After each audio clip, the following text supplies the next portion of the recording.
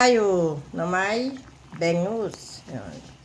Yan ang ating ulam for today.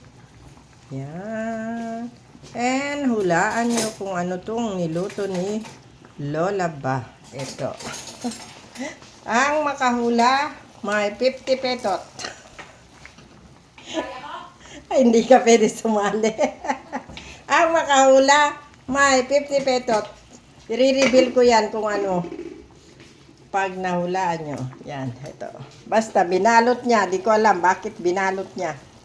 Ano kaya ito? Yan. Bye!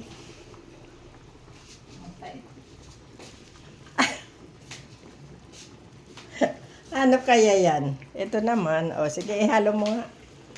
Ito naman is bangus na may gulay. Ayan. Mataba yung bangus, oh. Oh. Mataba yung bangus.